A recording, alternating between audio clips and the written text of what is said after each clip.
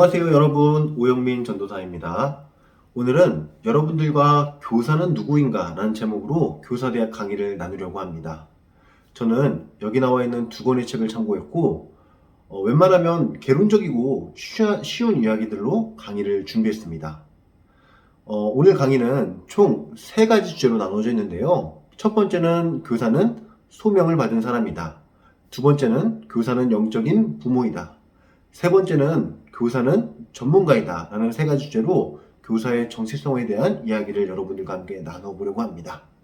여러분들 관심 있게 들어주셔서 감사드립니다. 오늘 강의가 교사 여러분들의 소명과 사명에 조금이라도 유익한 시간이 되기를 소망하면서 그럼 이제부터 교사의 정체성에 대한 첫 번째 이야기들을 나눠보도록 하겠습니다. 교사는 소명을 받은 사람이다. 교회학교 교사는 소명에 대한 확신이 있어야 됩니다. 그런데 소명은 무엇일까요? 오스 기니스라고 하는 기독교 사상가는 소명에 대해서 이렇게 이야기하는데요. 소명이란 하나님이 우리를 그분께로 부르셨기에 우리의 존재 전체, 우리의 행위 전체, 우리의 소유 전체가 특별한 헌신과 역동성으로 그분의 부름에 응답하여 그분을 섬기는데 투자되는 진리이다 라고 이야기를 합니다. 말이 좀 어려운데요. 조금 쉬운 말로 말씀을 드리면 하나님께서 우리를 부르셨고 그 부르신 목적대로 나의 인생을 투자하며 살아가는 삶이 바로 소명에 있는 삶이라고 할 수가 있겠습니다. 그런데 여러분들은 어떤 소명이 있으셔서 지금 이 자리에 계십니까? 하나님께서는 여러분들을 말씀으로 어린 영혼들을 양육하는 교사로 부르셨기 때문에 지금 교사의 자리에 계신 것 아닙니까? 나의 선택이 아닌 그분의 부르심에 따라 여러분들은 지금 이 자리에 계신 것입니다. 실제로 이런 소명의식을 갖고 사역하는 것이 저는 굉장히 중요하다고 생각을 하는데요. 우리는 흔히 교회에서 목회자만 부르심이 있다고 생각을 합니다. 그리고 다른 직분들은 교회의 행정의 필요에 의해서 사람들의 요구에 의해서 자신의 선택에 의해서 임명이 된다고 생각을 하는데요. 그러나 실제로는 그렇지 않습니다. 교사의 직분이 목사님, 전도사님만큼 특별한 부르심이 있다는 것은 우리가 가지고 있는 성경에도 잘 나와 있습니다. 에베소서 4장 11절부터 12절 말씀에는 이런 말씀이 있습니다. 그가 어떤 사람은 사도로, 어떤 사람은 선지자로, 어떤 사람은 복음 전하는 자로, 어떤 사람은 목사와 교사로 삼으셨으니 이는 성도를 온전하게 하여 봉사의 일을 하게 하며 그리스도의 몸을 세우려 하심이라. 아멘. 이 말씀에서 부르심을 받은 사람들이 등장을 하는데요. 하나님께서는 사도와 선지자도 그리고 전도자도 목사도 부르셨지만 교사도 특별히 하나님께서 부르셨다고 이야기를 합니다. 그러니까 내가 교사된 것은 옆에 있는 김 집사님이 함께 하자고 해서 교사된 것처럼 보이지만 우리 부서에 인원이 없어서 내가 어쩔 수 없이 교사가 된 것처럼 어떤 우연적인 계기가 있어서 교사가 된 것처럼 보이지만 말씀에서는 그 우연적으로 보이는 사건으로 하나님께서는 여러분들을 특별히 부르셨다고 이야기를 하고 있습니다. 그러니까 여러분은 하나님께서 세워주신 아주 특별한 분들이죠. 실제로 초대교회에서는 교사라는 직분을 사도와 동등하고 아주 중요한 직분으로 여겼다고 하는데요. 그 이유는 예수님께서 사도들을 부르신 것처럼 교사도 주님의 부름을 받은 교회를 대표하는 직분자라는 인식이 있었기 때문이라고 합니다. 게다가 개혁교회의 시초인 칼빈은 말씀을 가르치는 교사라는 직분이 너무너무 중요하다고 생각을 해서 교회 내에 가르치는 직제를 만들어서 목사와 교사를 동등하게 여겼다는 기록이 남아있기도 합니다. 그러니까 여러분들은 어떤 분들입니까? 교사는 하나님께서 말씀을 가르치는 아주 중요한 목적이 있어서 특별히 부르신 분들이라는 것입니다. 제가 이렇게 부르심과 소명에 대해서 강조하는 이유는 사역을 하는 데 있어서 소명의식이라는 게 중요하다고 생각을 하기 때문입니다. 하나님께서 나를 부르셨다. 나는 중요한 일을 맡은 사람이다. 라고 하는 그 소명이 있는 사람과 없는 사람 간의 차이는 굉장히 크기 때문입니다. 소명의식이 견고한 교사는 어떠한 상황 가운데서도 자신의 교사직을 가볍게 여기지 않고 책임있게 끝까지 수행하게 될 것입니다. 게다가 하나님께서 나를 그 누구도 대체할 수 없는 특별한 교사의 직분에 부르셨다는 것에 감사하며 기쁘게 사역을 할 것입니다.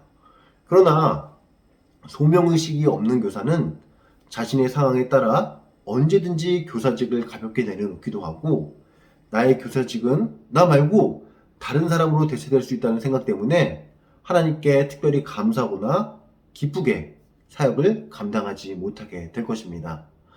그래서 저는 이 시간 여러분들이 먼저 소명의식을 마음속에 굳게 세우시기를 원합니다. 그리고 우리 안의 마음들을 한번 점검해 보았으면 좋겠는데요. 나는 정말 소명이 있는가? 그리고 그 소명에 따라 교사직을 책임있고 무겁게 받아들이고 있는가? 그리고 나를 특별히 부르신 그 하나님 앞에서 감사하며 기뻐하며 사역하고 있는가를 이 시간을 통해서 점검해 보시고 교사에 대한 소명의식을 다시 세워나가고 회복해가는 경천의 교사 여러분들이 되시기를 바랍니다. 그럼 다음 주제로 넘어가 볼까요? 첫 번째 주제입니다. 교사는 영적인 부모이다. 여러분들 혹시 이 세 가지 질문에 한번 답변을 해보시겠습니까? 자, 첫 번째, 나는 사람이 먼저 보이는가, 성과가 먼저 보이는가? 두 번째, 나는 학생들과 어떤 관계를 맺고 있는가? 세 번째, 나는 최고의 가르침이 닮아가도록 하는 것이라고 생각하는가? 그렇게 생각하지 않는가? 제가 여러분들에게 이런 질문을 드리는 이유는 우리가 부모님의 마음을 가진 교사인가 아닌가에 대한 점검을 하기 위해서입니다. 교회가 사회와 분리되는 지점이 있습니다. 그 지점이 어디일까요? 바로 성과보다 사람을 더 중요시 여긴다는 점입니다. 사회는 성과를, 일을 사람보다 더 중요시 여깁니다. 그러나 교회는 성과가 없어도 사람을 항상 우선시합니다. 왜냐하면 예수님의 가장 큰 우선순위는 사랑이었기 때문입니다. 만약 예수님께서 성과를 중심으로 사역을 하셨다면 어떤 제자들을 삼으셨을까요? 아마도 유능한 엘리트들을 제자로 삼으셨을 겁니다. 그러나 예수님의 중심은 무엇이었습니까? 바로 사랑이었습니다. 사랑은 매력적인 요소가 없는 대상을 좋아해 주는 것이며 조건 없이 그 대상을 위해서 봉사하는 태도라고 할 수 있는데요. 예수님께서는 자신이 가르치는 제자들이 그렇게 매력적이지 않았지만 그들을 포용해 주시고 그들을 위해 기꺼이 봉사하고 희생하셨습니다. 그런데 매력 없는 대상을 사랑하고 봉사하는 태도는 누구에게서도 나타납니까? 바로 우리 부모님들에게서도 나타나지 않습니까? 이쁘지 않아도 사랑하고 똑똑하지 않아도 사랑하고 잘난 것 없어도 희생하고 봉사하는 사랑이 부모님에게서 보이지요. 그래서 예수님의 사랑은 부모님의 사랑이라고도 할 수가 있는데요. 자, 그런데 왜 예수님께서는 제자들을 부모님의 사랑으로 가르쳐 주셨을까요? 일반적으로 제자와 스승의 관계는 그렇게 밀접하지 않아도 되지 않습니까? 내가 아는 것을 잘 전달하고 잘 가르치면 그게 바로 좋은 교육 아닌가요? 라고 생각을 할 수도 있는데요. 그런데 기독교 교육학자 릭 윤트라고 하는 사람은 예수님의 교육 방법에 대해서 이렇게 이야기를 합니다. 입술에서 귀로 전달되는 가르침은 마음에서 마음으로 전달되는 가르침과는 다르다. 만일 그냥 지식 전달 교육이 주요한 목적이라면 교사와 학생 사이의 관계 맺음이 별로 필요하지 않다. 하지만 만일 그리스도를 닮아가는 삶의 변화를 추구하는 것이 목적이라면 긍정적이고 따뜻한 관계 맺음은 필수적이다. 네, 예수님께서는 단순히 지식을 전달하는 교육이 아니라 삶의 변화를 추구하는 교육을 원하셨습니다. 그래서 먼저 따뜻하게 다가가셔서 사랑의 관계를 맺으셨고 그 이후에 제자들이 자신을 닮아가는 방식으로 교육하는 교육 전략을 세우셨습니다. 마치 아이가 부모님의 사랑을 느끼면서 신뢰하고 그 신뢰를 바탕으로 자연스럽게 부모님의 말투와 행동과 습관을 닮아가는 것처럼 예수님께서도 부모님의 교육 방법을 택하셨다는 것입니다. 그런데 예수님만 이렇게 교육하셨을까요? 고린도전서 4장 15절에는 이런 말씀이 등장을 합니다. 그리스도 안에서 1만 스승이 있으되 아버지는 많지 아니하니 그리스도 예수 안에서 내가 복음으로써 너희를 낳았음이라. 그러므로 내가 너희에게 권하노니 너희는 나를 본받는 자가 되라. 네, 바울도 자신의 제자들에게 아버지가 되어 주었고 자신을 닮아가게 하는 방식으로 가르쳤다는 것을 알 수가 있죠. 부모님의 마음으로 사랑하고 그 관계 속에서 자신을 닮아가게 하는 교육. 그것이 예수님과 바울의 교육 방법이자 복음적인 교육 방법이라고 할 수 있는데요. 그런데 실제로 이건 저도 경험해 본 적이 있는 것 같습니다. 제가 고등학교 때에도 제가 정말 좋아하는 전사님 계셨습니다. 그런데 그분을 왜 좋아했냐면 그분은 마치 우리를 진짜로 좋아한다는 느낌을 받았기 때문입니다.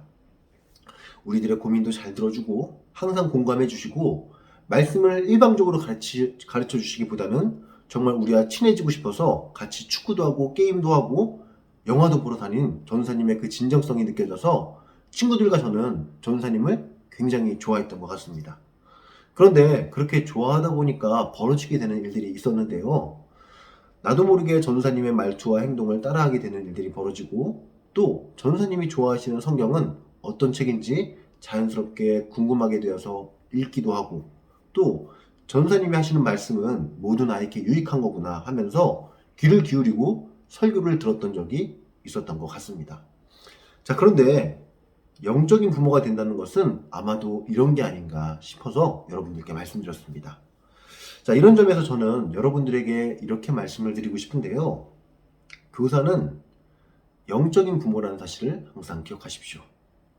교사는 영적인 부모가 되는 것이라는 사실을 잊지 않고 예수님처럼 따뜻하게 사랑으로 다가가서 어린이들이 자연스럽게 나를 닮아가도록 삶으로 가르치는 그런 교육이 바로 예수님의 교육 방법이자 복음적인 교육 방법이라는 것을 항상 기억하시고 항상 부모님처럼 따뜻하게 사랑하면서 가르치는 경천의 모든 교사들이 되시기를 바랍니다. 자, 그럼 이제 마지막 주제로 넘어가 보도록 하겠습니다. 마지막 세 번째 주제입니다. 교사는 전문가이다. 윌터 브루그만이라고 하는 학자는 교육이 공동체의 가장 중요한 관심사라고 이야기를 합니다. 그 이유는 공동체의 정체성을 오랜 시간 동안 지속되게 하는 역할을 바로 교육이 하기 때문입니다. 예를 들면 교회가 어떻게 교회라는 정체성을 지킬 수 있었을까요? 그것은 바로 교회가 교회로 유지될 수 있도록 끊임없이 교육하고 가르쳤기 때문에 2000년이 지나도 정체성을 유지할 수가 있었던 것입니다. 그래서 교사는 어쩌면 교회가 교회답게 지속하는 데 있어서 굉장히 중요한 역할을 한다고 할 수 있는데요. 다른 말로 말씀드리면 공동체의 과거와 미래를 중간에서 매개하는 그런 아주 중대한 책임 있는 역할을 맡은 사람들이 바로 교사라고 할 수 있겠습니다. 그래서 저는 교사가 복음의 과거와 복음의 미래를 연결해주는 아주 중요한 다리 역할을 하면서 또 한편으로는 복음의 수호자라는 생각을 하기도 하는데요. 특별히 오늘날에는 교사들의 기독교 교육이 굉장히 중요한 시대라고 할 수 있겠습니다. 왜 교사의 사역이 중요해졌냐면 시대가 흐르면 흐를수록 기독교적 진리가 세속사회로부터 외면을 당하게 되고 사람들은 비합리적이라는 이유로 신앙의 세계를 부정하고 무신론을 지향하며 살아가고 있기 때문입니다. 그리고 이런 사람들 사이에서 우리 어린이들이 신앙과 세속 사이에서 혼란을 겪고 있는데요. 이런 점에서 교회 학교에서의 교사의 역할은 현재 굉장히 중요해졌다고 할 수 있겠습니다. 아이들이 세속의 가르침에 마음이 빼앗기지 않도록 미혹되지 않도록 하나님의 진리로 올바르게 자라나게 하는 것이 바로 교사로서의 감당해야 될 중요한 사명인데요. 자, 그런데 우리가 복음을 보존하고 또 어린이들을 세속적인 사상으로부터 지켜내기 위해서 우리가 준비하고 갖춰야 될 정체성은 과연 무엇일까요? 저는 그것은 바로 전문가라는 의식이라고 생각합니다. 네, 교회 학교 교사는 전문가가 되어야 합니다. 전문적으로 가르치고 탁월하게 가르쳐야만 우리 아이들이 복음의 진리로 올바르게 자라날 수 있을 텐데요. 그런데 여러분, 혹시 전문가는 어떤 사람입니까? 전문가는 특정 분야에서만큼은 상당한 지식과 경험을 갖고 있는 사람을 이야기하며 그 분야에서만큼은 누구나 그의 주장에 대해서 신뢰하는 사람을 일컫는 말입니다. 그런데 전문가는 어떻게 탄생을 하죠? 바로 오랜 시간 훈련을 통해서 전문가가 탄생을 합니다. 그렇다면 우리 교사들이 전문가가 되기 위해서 준비해야 될 것들은 무엇이 있을까요? 먼저 성경에 대해서 전문가가 되어야겠죠. 성경에는 어떤 이야기가 담겨 있는지, 또 어떤 말씀이 있는지 알아야 하고, 또한 말씀을 어떻게 올바르게 해석할 수 있는지, 그리고 이 말씀을 교회 전통에서는 어떻게 해석해 왔는지에 대해서 체계적으로 배우고 훈련을 받아야만 합니다. 그리고 성경에 대해서만 전문가가 되어야 할까요? 그렇지 않습니다. 가르치는 데 있어서도 전문가가 되어야 합니다. 아이들을 효과적으로 가르치기 위해서 어떤 방법으로 교육을 할 것인지, 또 어떤 자료를 사용하고 어떤 장소에서 가르칠 것인가 하는 고민과 연구도 동반되어야 할 것입니다. 그리고 이 두 가지가 끝일까요? 아닙니다. 또 전문가들은 보통 어떻게 살아갑니까? 자기 자신을 성찰하며 살아가죠. 오늘 교육 과정에서 나의 부족한 점이 무엇이었는지, 또 그것을 어떻게 극복할 수 있는지, 또 어떻게 하면 더 나은 교사가 될 수가 있는지를 끊임없이 고민하고 연구해야만 우리는 전문성을 갖춘 교사가 될 수 있고, 복음으로 공동체를 세우고 아이들을 세속적인 사고관으로부터 지켜낼 수 있는 교사가 될 수 있을 것입니다. 특히 저는 요즘 유튜브나 여러 매체들을 보면 굉장히 전문적이라는 생각을 하게 됩니다. 영상 하나를 만들더라도 대충 만드는 법이 없죠. 퀄리티가 좋고 메시지 전달이 짧은 시간 안에 효과적으로 전달됩니다. 그래서 저는 이런 생각을 한번 해보았는데요. 하다못해 진리가 아닌 것들도 저렇게 전문적으로 만들어내는데, 진리를 전하는 우리는 더 전문적이어야 하지 않을까? 더 노력하고 더 완성도 있게 성경의 메시지를 준비하고 교육하고 준비해야 하지 않을까라는 생각을 해보았습니다. 여러분, 우리가 전문가가 되어야 됩니다. 복음을 완성도 있게 가르치고 탁월하게 교육해서 우리 아이들을 비진리로부터, 세속적인 사고관으로부터 지켜내야 합니다. 그래서 우리 경천교회가 대를 이어서 끊임없이 복음이 흐르는 교회가 되게 하고, 어느 누가 교회에 와도 복음을 잘 듣고 복음을 잘 배울 수 있는 복음으로 충만한 교회가 되어야 합니다. 그렇게 할 때 우리 주님께서 그 장면을 보시고 이렇게 말씀하지 않으실까요? 착하고 충성된 종아, 참 잘하였도다 라고 하는 그런 칭찬을 받는 교회가 되고, 교사들이 한 사람 한 사람 되시기를 소망하면서 마지막 세 번째 주제를 마치도록 하겠습니다.